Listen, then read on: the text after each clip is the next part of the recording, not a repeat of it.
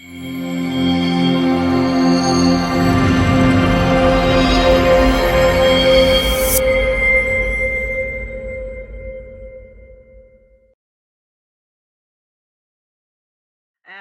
thank you for the introduction, Tosin. It's always a pleasure to serve, and I'm so happy to be back.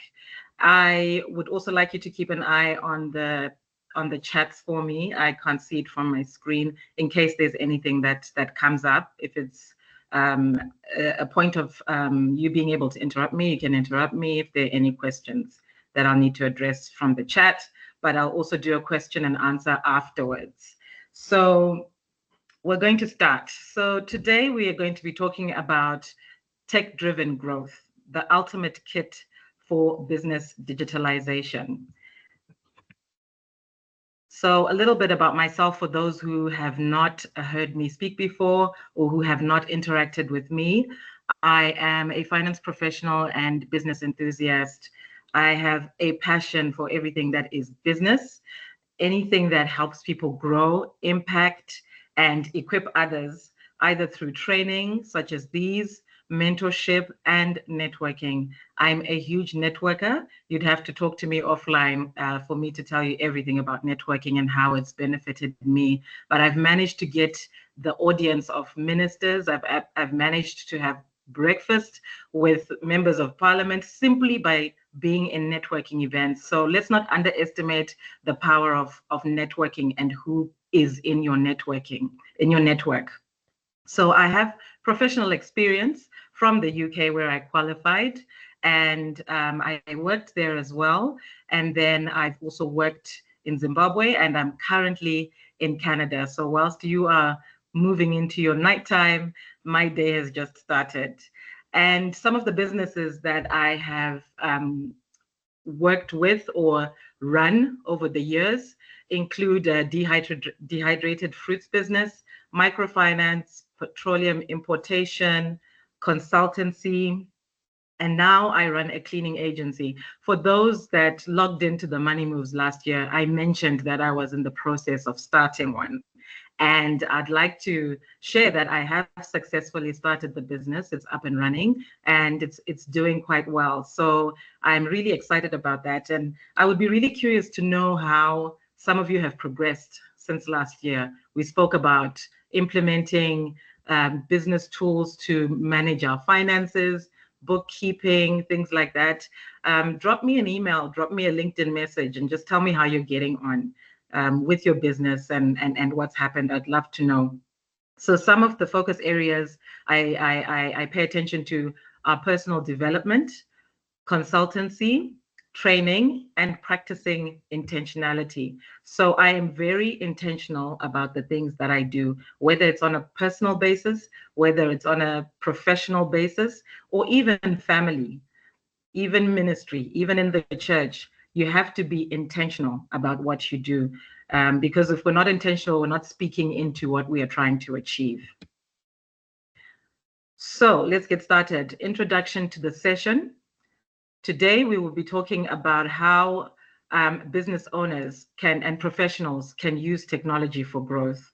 I know we've got a mixture of professionals and business owners, or you do both, or one or the other. So I've tried to tailor this to also include those who may not be running a business, but are professionals, but may also be interested, because there's nothing better than being prepared. So I'm trying to reach out to both, but we will be focusing more on business owners.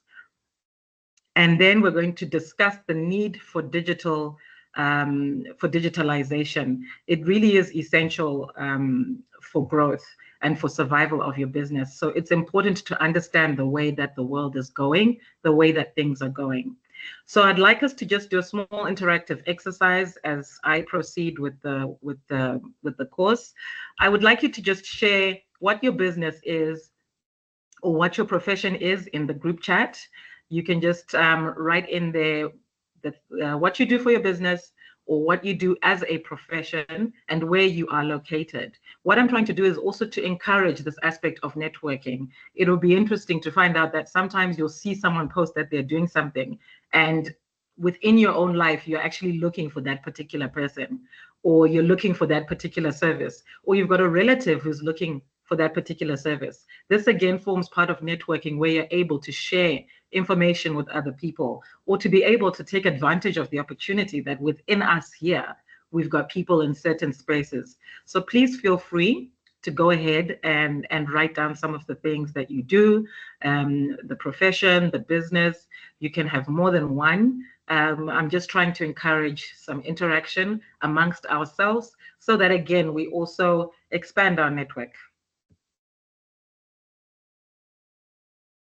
So, digital evolution from digitization to transformation. I'm just going to speak about three things just so we have an overall view of some of the wording that we hear being thrown around. Digitization is one of those words, digitalization and digital transformation. So what is digitization? Digitization is when we're converting physical information to digital formats. So we're talking about scanning paper documents, for example. I know that COVID helped a lot of companies and a lot of spaces digitize because we were not able to go to the office. We were not able to print the invoice, sign it, take it to finance, get it stamped, come back, go to the bank, do the transfer. We had to learn how to digitize. So that is what digitization means. Then we move on to digitalization, which is basically using digital tools to improve existing processes. Now, this will link back to the session I took last year, which was about bookkeeping, about improving our processes. So things like automating invoicing and quoting is a form of digitalization. What processes in your business can you improve by bringing in digital tools so that it is automated? So even if it's the way orders are placed, instead of someone coming and dropping off a request for quotation, what processes have you put into your business where someone can log into a Google form or a link or your website and just request for a quotation through there, or to go on your WhatsApp business profile and be able to request for a quotation through there? That is what we're talking about when we talk about digitalization. Then digital transformation is when you're looking at it strategically in terms of the strategic shift in your operations, your customer engagement, and the value delivery using technology. So what technologies are you using to execute training courses, or what technology are you using to teach people within the business how to make something? So digital transformation is something that is really important. I had the pleasure of speaking last week, was it the week before, to women in Africa in terms of the fashion industry. So it was women in fashion in Africa, and one of the things that I learned in that call was that women who or fashion designers who design clothes are no longer using the pair of scissors and all those things to cut materials. I was still back in the days, thinking you've got to draw it up, you've got to put on your pattern and all those things. But there are now digital ways of cutting fabric. That is something I actually and honestly did not know. And it was just amazing to hear that, things are just moving so quickly. So whilst we're cutting patterns by hand, there are people who are cutting by using machines. So this is where we have to make sure we keep up to speed with things that are happening in the digital world. And these three things also help professionals work smarter. So if you're just in a job at the moment and you're working as a professional, then what tools are you using to work smarter? How are you streamlining your tasks? How are you improving the efficiency of the things that you do? How are you also trying to bring these things into the environments that you're in to create a competitive advantage? Because, our employers, they like to know that we are switched on. They like to know that we are tech savvy. So it's also important for you not to ignore this and to ensure that you are digitally savvy as much as you can where you work. So even if you don't use machines per se, know how the machines that are around you work. Because again, that is something that will give you competitive advantage. So why does an online presence matter? Let's talk about customer discovery. For me personally, if someone says they're selling something, and for me, even to the extent when someone says at a networking event, oh, I'd like us to keep in touch, the first thing I'm going to do is I'm going to look you up. I'm going to ask for your LinkedIn ID, or I'm going to say, oh, you sell this. What pages do you have? Do you have a website? Do you have Instagram? Do you have Facebook? Or can you share your WhatsApp business profile? So customers search online first. So your business must be visible. You as a professional must be visible if you want to be visible for employability purposes or for networking purposes. You must be visible. Being online builds trust. So online presence makes sure that you're credible. I think we need to put into the past the times where we just hear, oh, Mr. So and so is really good at what he does. He works for the bank and he's the CEO and so on. And you now need to call someone and make an appointment and go there, or they need to call you. Before I even try and reach for those people, I look for them because I want to see what their online presence is. So when it comes to a business, I want to see what the online presence is. Being an entrepreneur, I found that I've been more forgiving of people who are new in the market. So if I go and follow someone and they've got 7 followers, I'm not going to judge their business performance by the 7 followers, because as an entrepreneur, I've started there before, where I have 1 follower, where I have 2 followers. With my cleaning business, I think I had 4 followers for the longest of times, and they're people I have coffee with. They're friends. So they just decided to like my page, but I wasn't getting anybody else. But every time I spoke about my business outside of where I was pretty sure someone was going to go and look. So, being online, you have to start and you have to be present. I had I have a mentee that I'm taking through a coaching program who basically had an Instagram page, and she has quite a lot of followers. But then at some point she either got tired or she just felt like business wasn't moving. She stopped posting. So by the time we spoke, she hadn't posted in a long time. But her theory was, okay, let me start again. I'm going to delete everything and I'm going to start again. And I told her not to do that because she's already got some posts, she's already got some followers. She must just carry on. So just a word of advice in that way as well. Even when it's been quiet and it's crickets on your pages and you decide you want to now pick up again, pick up from where you left off. Don't start again, because now at least we'll see that there was a post in 2023, or we'll see that there was a post in 2022. And your first post can be, I'm back, back with the new product, or I've taken a minute to do 1 or 2 things, which I have also done personally in the past. And what I found is I got a lot of buy-in from people because I said, I'm so sorry, it's been so quiet. I was working on this and that, but this is where we're going. So trust comes from your online presence in terms of your customers. And then competitive edge, stay ahead of being accessible through multiple channels. Depending on the nature of your business, you need to pick the right platforms. So a fashion designer can showcase things on Instagram and TikTok and Snapchat, whilst a professional may use LinkedIn more and possibly Instagram. It really depends what your motive is as a professional. But as a professional, we're looking more to Facebook, we're looking more to LinkedIn when it comes to marketing or to being accessible.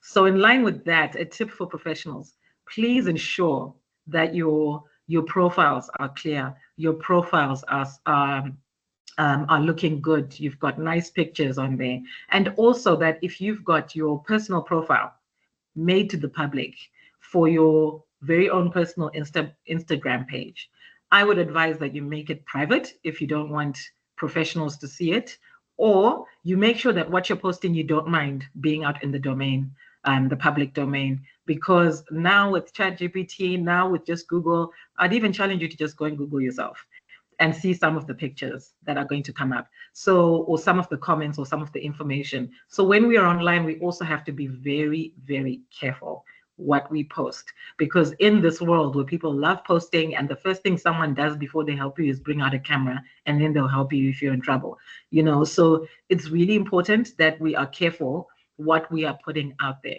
I am aware of people who have not passed an interview at the final stage because the employer decided to Google them, or the employer decided to just look up their Facebook. I've known people or heard of people, not known personally, but I've heard of people who have lost out on being able to get a visa to go somewhere to even migrate simply because the government decided to Google them and decided to look at their LinkedIn profile, and they said, "Oh, but your CV says this and your LinkedIn says that." So just keep an eye on that, and just remember now, the world watches. So it's important what we are putting online. So now we're looking at choosing the right platforms and branding. So we have many, many, many social media accounts out there, and types of accounts. I really cannot keep track. And for me, I'm surprised that I learn something new almost every day. I recently started working with a real estate company, and I'm helping them, set up a finance department. And one of the things I was extremely fascinated by was just the number of apps and the different things they were using that I had either heard of and not used, or not heard of completely. So it's really important to try and keep up to date, but also to, when you hear something, look it up, read about it, understand how it impacts your business. In the world of ChatGPT, you can now just say, ChatGPT, how does WhatsApp improve my business if I am a tailor?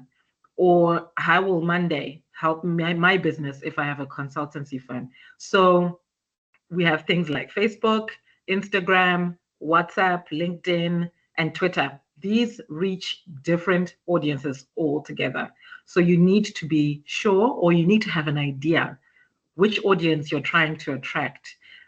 You've also got websites, just your own personal business website, or your personal, so your business website, or even your personal website as a person. You're able to do that. Most people in the coaching and the speaking industries, they have personal websites. So those will always provide a digital storefront, and they will also attend to a different audience, and they're also used differently. And then there's local visibility through things like Google Business Profile. So again, when I'm looking up a business, or when I'm looking up, if I need to, let's say maybe I want to look for things to make earrings with. So I'm just going to look for earring materials. I'm going to Google that, and Google Business Profile. If you're registered there and you're within my vicinity, you're going to come up first, or one of the few, depending on what ad you've paid for. But having your business on Google and having reviews on Google is another way you can actually move ahead in the marketing and advertising side of things. So it's important to know what you want your business to do in terms of who it's going to reach, the specific audiences. I'll talk about it a bit later, but also where you want to be found, and where you want to be seen. I was talking to a friend of mine in Australia, and we went to school together, and we've just been in touch, and I was speaking to her 3 or 4 days ago, and she says that she started a business in Australia. And I said, "Oh, what business is it?" And she says, "I've started a care agency in Melbourne." And I said, "Oh, great. So what are your pages so I can follow you?" And she said, "Oh, I've just been working with word of mouth because I'm trying to cope with what's happening and the pace at which I'm going. I've had no need to advertise. I've had no need to have online presence." So again, look at what your business model is like. Does your business need you to be online? For her, I would have thought so, but she's looking at what she's doing practically on the ground, and she's saying, "Okay, let me just work with word of mouth." Maybe she's trying to manage the pace at which business comes. So again, you have to look at what your business is, who you are serving. If your customers are not going to be online, then your online presence can be limited. If your customers are people you find in your day-to-day, as you walk down the street, in rural areas, wherever it is, if they don't have access to social media and they don't need it for your business, then that's fine. So you also have to look at your business model and really look at your audience. Who do you need to get in touch with? So retailers could prefer to use Instagram and Facebook for direct sales, whilst consultants can use LinkedIn to connect with their potential clients. So you'll find people who offer consultancy services in terms of coaching, careers, employment, remote working options, they'll probably go to LinkedIn. Again, you also still find the same people on Instagram, and those are the adverts that just pop up and we wonder what it is and we click on it. So again, you just need to look at your business model to see where you really need to maximize. It doesn't mean you don't advertise on all of them if you want to, but look at where you need to maximize for you to get that traction. And then for the Google business profile, it's essential for location-based businesses. When I am about to go, or a friend of mine will say, can we have coffee? And I say, yeah, sure. And she'll say, oh, can we go somewhere different? The first thing I'm going to do is go on Google and just say Google shops, coffee shops near me. And then I'll find the list, and then I'll go onto each page. I will look at the reviews. I will look at the price list. I'll look at the menu, and then I'll move from there. So that is the importance of location-based businesses. If you need people to find where you are actually located, it's really important to use Google business profiles. Branding and reputation management is something that is really important when we're looking at driving your business growth using technology. So one of the things that we are now so used to doing is messaging in some shape or form, whether it's on WhatsApp, wherever it is, we are so used to messaging, and some people are just now preferring to message, especially with the onset of with COVID. When it came through, we got into communicating more electronically. So maintain brand consistency across all your platforms, and make sure that you are looking at your messages and that you are responding to your clients. Each client is different. Each client has a different type of pressure in their life, whether the pressure is to get your product, whether the pressure is to get you to answer, whether the pressure is to meet another order because of your product. It's important to make sure that you're posting consistently so that they see you're still in business and that you respond to them. So you can use Canva, you can use an app called Buffer, you can use Linktree, you can use many different apps. There's so many different apps. Find the one that works for you so that you can consistently update and advertise and message or post. So when I said messaging, I mean messaging, but posting as well, so that it's consistent. I've used Buffer in the past where I do, and it's free, where I do an advert, or maybe I create a post in Canva. And again, Canva is free, but you can pay a certain subscription and be able to get access to more things. But I would design something in Canva, and then I would go to Buffer and I would put that post in Buffer and tell it to post to my Facebook, post to my Instagram, and post to my TikTok simultaneously tomorrow morning at 5 o'clock. And then I'll do the same for the rest of the week. And then I know that everything is scheduled and everything has gone off. So that maintains consistency. So for me, one of the things I do struggle with, and even with such an app, I still struggle with even just getting to the point of scheduling it. But try and see how you can bring in technology to help you. So I've set up a calendar, and I've set up reminders on my phone that'll remind me on Sunday, can you do your content? And then another reminder on Tuesday, have you done your content? So be consistent, because that manages your reputation, and that manages the brand as well. So people kind of know, okay, they're alive, at Premsoul Cleaning. They know what they're doing. They post once a week, so I think they're still in business. Then personal branding, share industry insights with your network. So this is where LinkedIn can come in. So even if you're doing it for yourself and your career, or you're doing it to plug your business, use your brand to do that if it works for your business. Sometimes you don't want to be the face, you don't want people to know that's you, that's absolutely fine. But if your face needs to be out there, or you want people to know, then also share your insights about the industry that you're in. So for example, for me, on my with my cleaning business at the moment, I share tips as a way of sharing industry insights. I share tips on the page where I say, yes, we can clean using vinegar or baking soda, for example. But if you don't want to do all that, call us, we'll come and clean for you, right? So sometimes sharing insights and sharing things online as Bogani can help the businesses or the business that I'm trying to push forward. Again, that's a personal issue, and it is something that you have to see whether it makes sense or not. So I know that I'm amongst family here, so I give you examples about my journey and the things that I've experienced. So because I migrated and I initially was just looking for a job and just wanting to get into a job, even though I started a business, I didn't particularly go onto my LinkedIn to talk about my side hustle in inverted commas, because again, I was conscious that once I've applied for a job at XYZ Limited, they might Google me, or they might go to my business profile, and then they see me posting cleaning tips and all these things, and then they'll wonder, well, does she really want to come and work in the finance department? So again, look at your own situation and see what is relevant. But what I do is I post things about workshops that I'm hosting, networking events that I'm going to.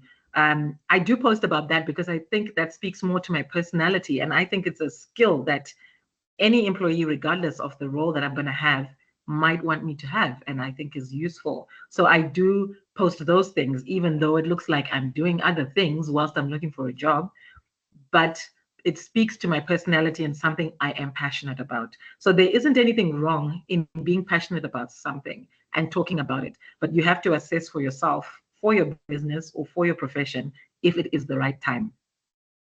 And then managing your brand and your reputation needs you to constantly engage with your customers in terms of reviews, in terms of feedback. Going back to Google Business, when I Google, another thing that I look for is customer feedback. I always look for customer feedback. Even when you want to use one of these apps, go and Google it, go to ChatGPT, look at the reviews. Look at the reviews and see does it seem like it's an app that seems to be working for people?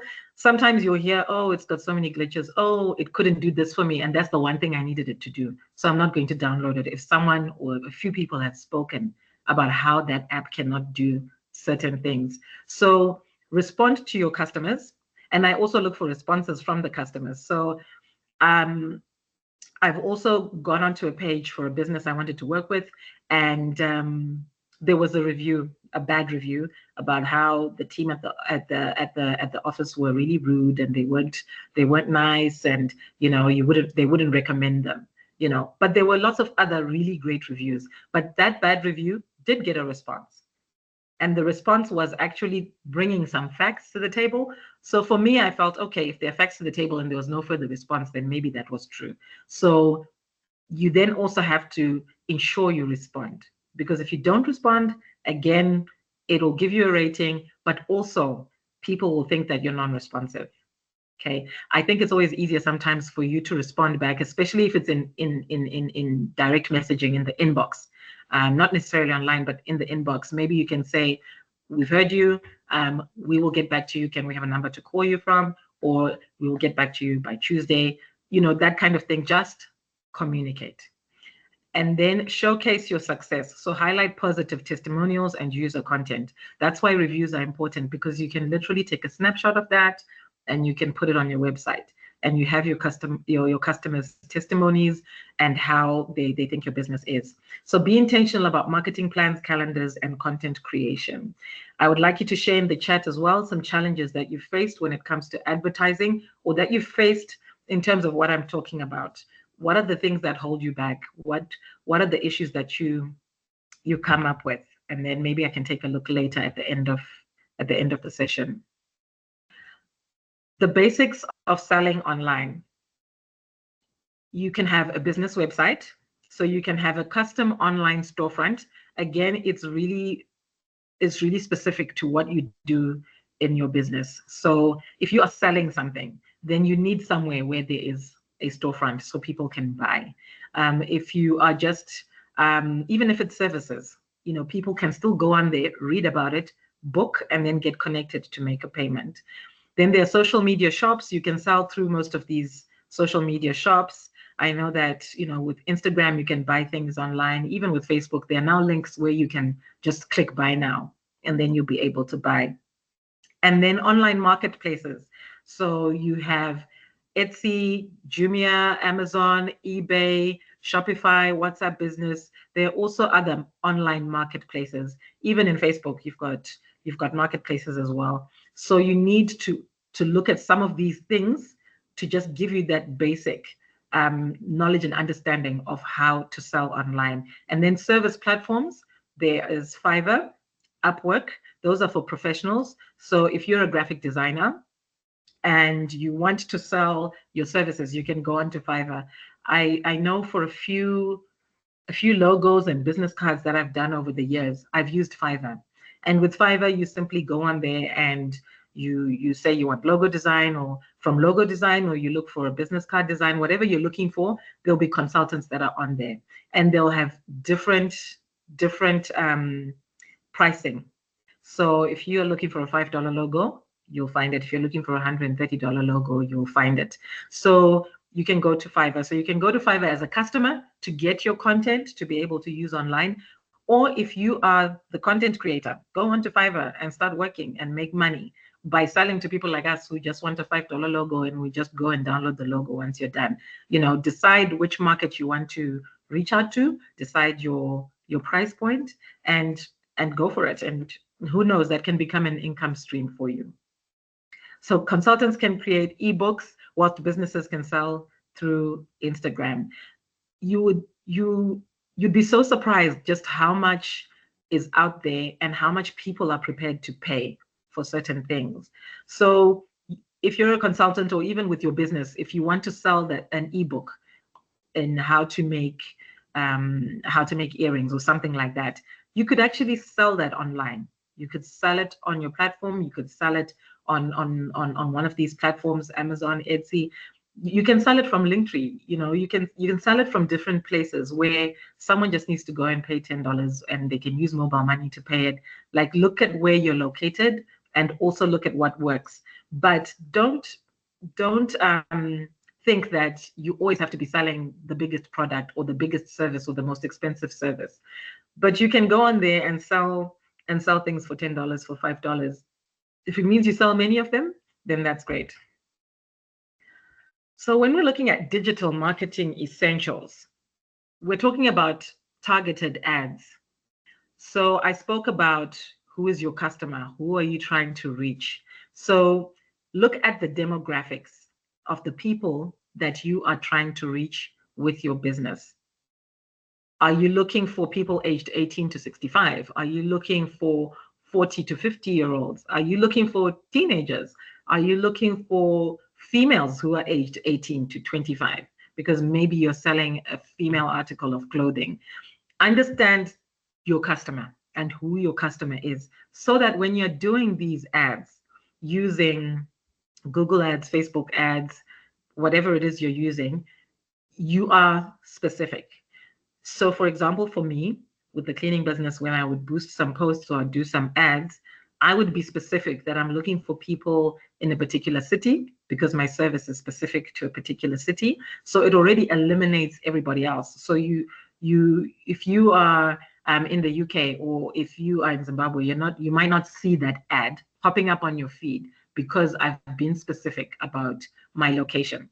I haven't been specific about the age, because everyone needs a cleaning service as long as they're 18 and above. And I haven't been specific about gender too.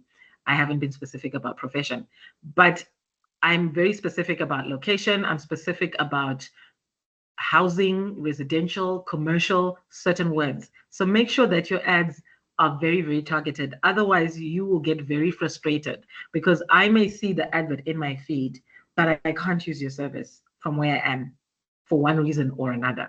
If you're a mobile hairdresser, for example, getting that to pop up on my feed when I'm not able to come, or you are not able to come to do my hair, it's not going to be the best use of your money for that particular ad. It doesn't mean that I cannot follow you, but it means that the person who really needs to see that advert is still not seeing it, because maybe your budget will limit you to a number of people. Then we can move on to email marketing. So nurture your customer relationships through marketing. You can use things like MailChimp. There are quite a lot of marketing tools. One of the things that I've found interesting is, certain apps, particularly Google, they've become all-encompassing. You can even set up a domain through Google. You no longer even need to go to GoDaddy or to domain.com. There are certain things you can now do all in one place. So you'll also get all these things and these tools in one place most of the time, depending on the app that you decide to use. And then content marketing. So use your Canva, storytelling, do vlogs if it's applicable, videos, posts, whatever it is, create your content.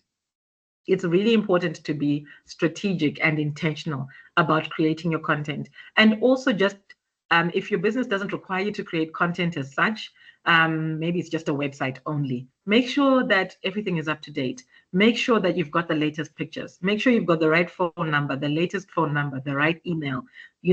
Make sure that when you decide to use technology to drive your business, you are also checking that everything is working as it should. The number of emails I see from my personal email going to some of my business emails, just saying test, to see that it actually gets to the other side when I've set up a domain. Simple things like that, because sometimes you'll think there are no customers, but actually the configuration is off. And there are no emails coming through because we're just emailing and there's silence. And that's because it's not getting to you. So businesses can also use Instagram Reels to showcase behind the scenes work. So maybe you can showcase meetings you're having.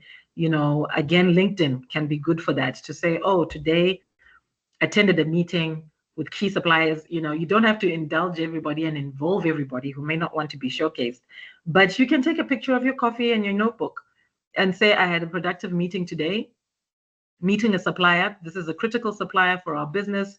We're looking for more relationships that are like this. This is how we grow. So make sure you're using these systems and these platforms to really get that step further, an inch further, an inch further. When we are talking about being online, I mentioned already the personal side of you. Be careful what you post. Even for the business, be careful what you post. Make sure that what you want to post is okay to live on the internet for the rest of its life, right? So make sure that you're looking at that, but also that everything you're doing is secure. Because there are a lot of scammers out there, because there's a lot of fraud happening, it's important for your customers to feel that their transactions are safe. So for me, I look at, okay, what is the payment platform? Is it PayPal? Is it Stripe? What is it? Because I know if it's Stripe and it's taking me to Stripe, that's relatively secure for me. It's quite secure for me. So I'll go ahead and buy this $10 thing on Stripe.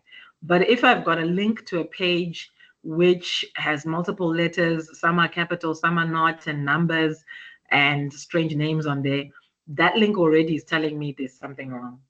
So make sure that you set yourself up with the right platforms.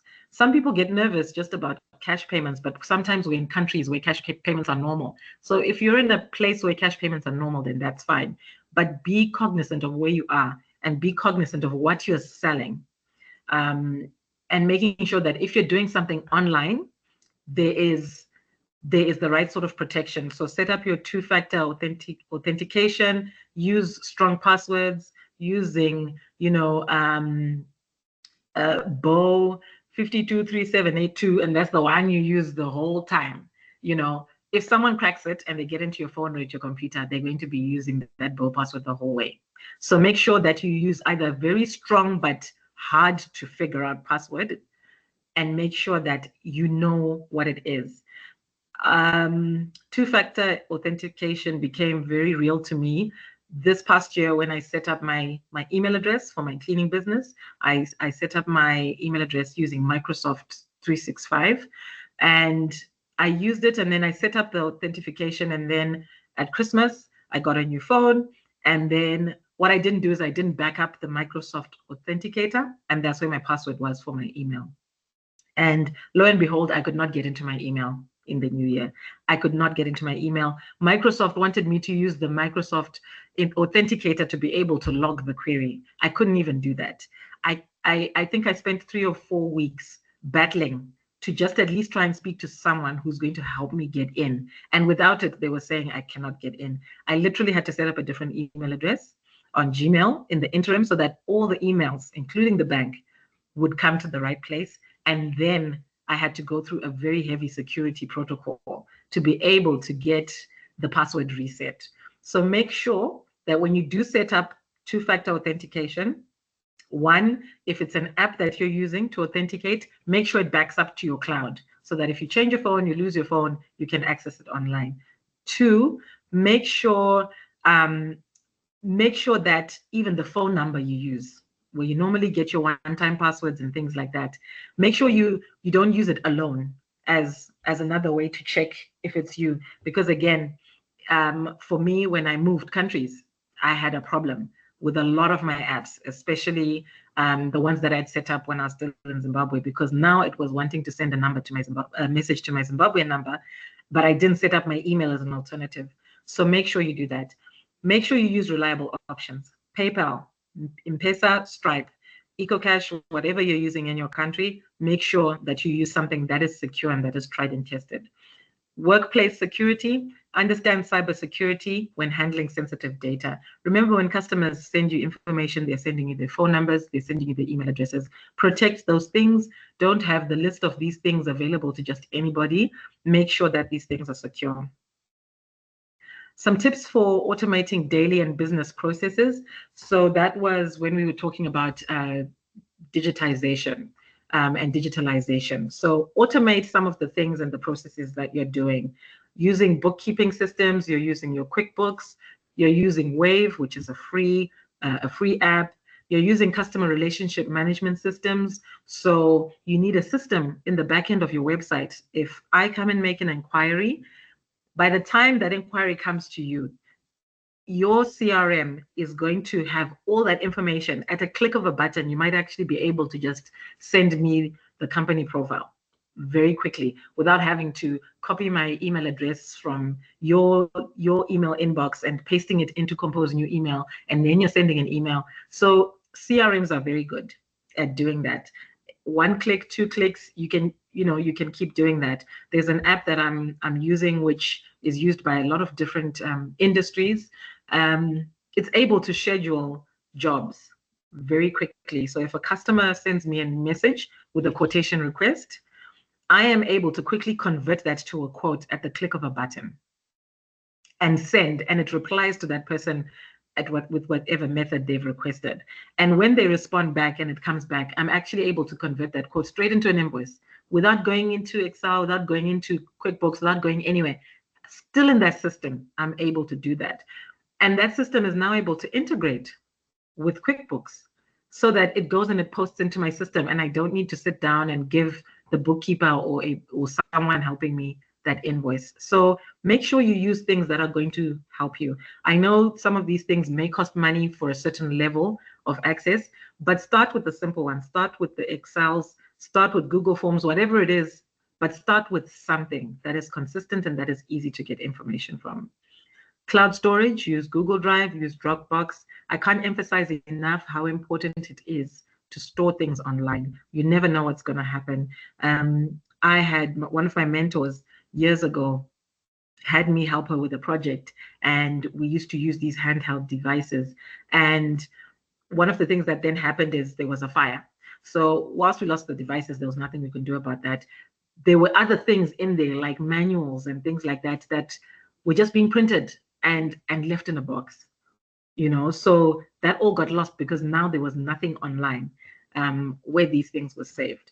So it's important to make sure that you save things, even if it's for your access only. You don't have to share it with the team, but make sure something is online. And then use scheduling tools.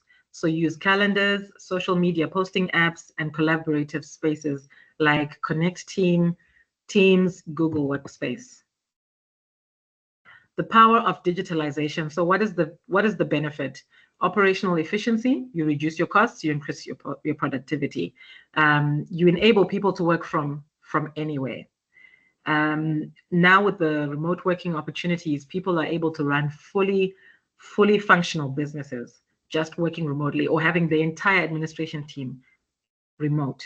So it also allows you to do that, and it allows for global reach. So consultants can sell their courses to international clients through their websites anywhere in the world, and digital skills will make employees more adaptable. for remote working opportunities.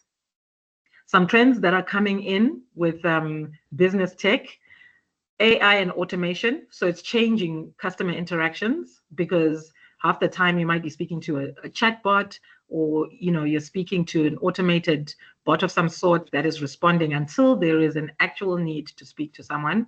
So that is transforming job roles, but that's also changing recruitment.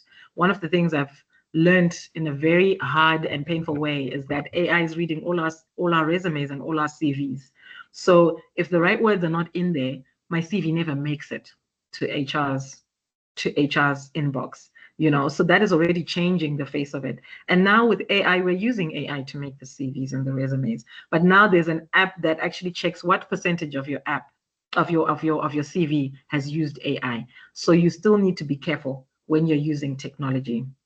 And also when you're using AI to create your content and to create information, make sure that it also makes sense to you, because AI is constantly updating and learning as well. So don't trust everything. Make sure you read, because there'll be a statement in there that is completely off and might even sound out of character for you.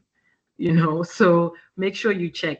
And then use tech for new opportunities, for digital offerings, and also informed decision based on customer behavior. You can ask AI to give you statistics about your business. What percentage of fashion retailers are selling using Etsy? I'm sure AI will have some sort of a statistic or some sort of a guideline or some sort of an article it can refer you to. So again, let's reduce the time we spend on doing certain things, and focus more on getting our businesses to work efficiently using the technology that's available for us. Bill Gates made the statement, "The internet is becoming the town square for the global village of tomorrow." This was in 1999. There's a book he wrote called The Business at the Speed of Thought. And in that book, he discusses the future technology, the internet, and how it will revolutionize business and society. And isn't it amazing that, and I came across this as I was preparing, and I thought, wow, a lot has happened in, what is it now, 25 years, 26 years. A lot has happened. So never underestimate the power of technology. And the world is now embracing these initiatives and online product offerings at such a rapid pace. And I think if you do not take advantage of it, you're really doing a disservice to yourself. Whether it's for your business, whether it's for you personally, whether it's for your profession, your career, I think it's important to jump onto the bandwagon, the digital revolution, and find where you can squeeze in, find where you can fit in, so that you are also moving along with everybody else. So in line with that, this is something that I'm working on, and it is for the women within the forum, or women anywhere. It is something that Microsoft has decided to do. Is they've started a program, Microsoft Philanthropies, ILO and ITC have started a program called Women in Digital Businesses, where they are out to teach as many women as they can. I think it's 300,000 women, I think, across the world, especially in developing countries, digital skills, which means that Microsoft is intentional about making sure that this technology thing is everywhere. So they've facilitated for people like myself, like you, if you're interested, to become a trainer on behalf of them and help train these women. And basically, I am a lead trainer, and I will be hosting a call next week for anyone interested to know more. But there's a foundation skills program on digital skills, where we are saying that women in developing countries, or women who are starting business, even if you're wherever you are, whatever country you're in, you're starting business, but you also want to know how technology can help you. This is the course that will help you. And I know the men might be feeling left out, but you can participate by becoming a trainer, but you have to train women only. That is the only requirement that Microsoft has given. So this is something that I think is absolutely fantastic. I'm doing this for free.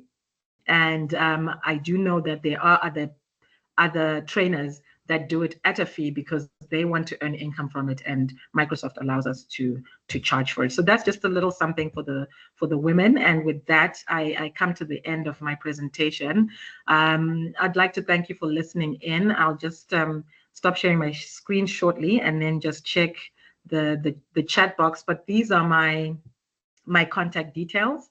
I am an advocate for connecting. I would like you to connect with me. You can connect with me on my LinkedIn, or you can email me. And then for the women, there's a WhatsApp group for the digital business. There's also the WhatsApp group for my Forward Thinking Women's Network, where women from everywhere, all over the world, we've joined together, and we just talk about being a forward thinker and planning ahead. So those are the two links for any women who would like to join that. Or if you'd like to talk to me first, just drop me a message on LinkedIn or on my email. And also my other social media pages, my Instagram and my Facebook, are available on my Linktree profile. Or if you'd like to book a session with me, you can book me then. And with that, I thank you. I'd like to hand over back to Tosin.